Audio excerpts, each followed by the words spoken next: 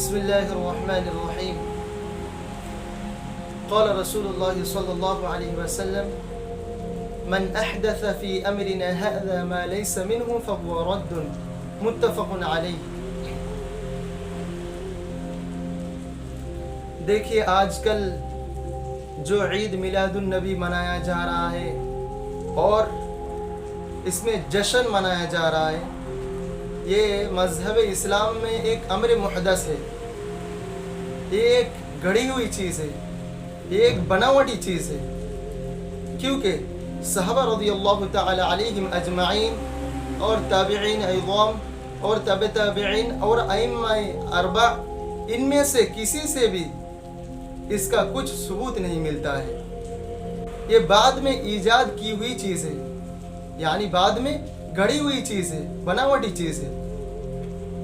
اور اس کے بارے میں آپ صلی اللہ علیہ وسلم نے فرمایا، بخاری اور مسلم کی حدیث ہے، آپ علیہ الصلوۃ والسلام نے فرمایا: من احدث فی امرنا هذا ما ليس منه فهو رد.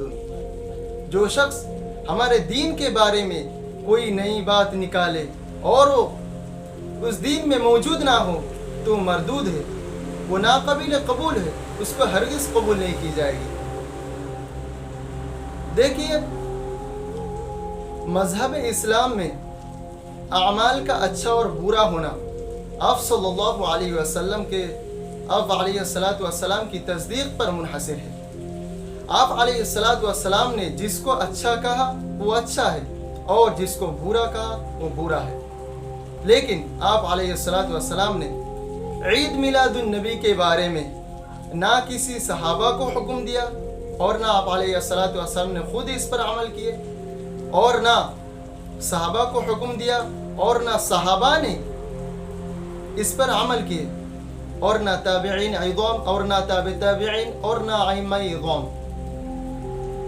یہ حضرت آپ علیہ الصلوۃ والسلام سے زیادہ محبت اور عقیدت رکھتے تھے. یہ سب حضرت ہم اور آپ سے زیادہ قریب تھے. صحابہ اکرام تو آپ علیہ الصلوۃ والسلام کے سب سے قریبی لوگ تھے، سب سے قریب تھے. ان کے باوجود بھی آپ علیہ الصلوۃ والسلام کے عید میلاد النبی نہیں منایا. کبھی بھی کسی صحابہ سے ایک روایت بھی منقول نہیں ہے کہ کوئی صحابہ آپ علیہ الصلوۃ والسلام کے عید میلاد النبی پر جشن منایا. حالانکہ یہ لوگ آپ علیہ الصلوۃ والسلام سے زیادہ محبت اور عقیدت رکھتے تھے. ہم اور آپ کیا محبت کرتے ہیں نبی سے؟ ہم تو زبان سے کہتے کہ نبی سے محبت کرتے ہیں، نبی سے محبت کرتے ہیں. صحابہ کی محبت کیا تھی؟ صحابہ رضی اللہ تعالی علیہم اجمعین آپ صلی اللہ علیہ وسلم سے کتنا محبت کرتے تھے. اتنا محبت اور عقیدت رکھنے کے باوجود بھی صحابہ رضی اللہ تعالی علیہم اجمعین آپ صلی اللہ علیہ وسلم کے عید میلاد النبی منایا اور نہ اس میں کوئی جشن منایا. تو اس سے پورا صاف پتہ چلتا ہے کہ ایک بدعت عمل ہے. اور آپ علیہ الصلوۃ والسلام نے فرمایا کہ جو دین میں نئی بات گھڑی جائے وہ امر محدث ہے، وہ مردود ہے، وہ ناقابل قبول ہے. لہذا ہم مسلمانوں کو آپ صلی اللہ علیہ وسلم کی تعلیم اور صحابہ اکرام کی نقش قدم پر چلتے ہوئے عید میلاد النبی منانے سے پرہیز کرنا چاہیے. کیونکہ قرآن اور سنت، اجماع و آثار سلف صالحین میں جو چیز موجود نہ ہو تو بدعت کہلاتی ہے. اور آپ لوگ جانتے ہی ہیں کہ اللہ کے رسول صلی اللہ علیہ وسلم نے فرمایا کہ کل محدثۃ بدعہ، دین میں ہر نئی گڑی ہوئی چیز وہ بدعت ہے. وکل بدعۃ ضلالہ، اور ہر بدعات چیز گمراہ ہے. وکل ضلالۃ فی النار، اور ہر گمراہ لوگ کہاں جائے گا؟ ہر گمراہ لوگوں کا ٹھکانہ جہنم ہے.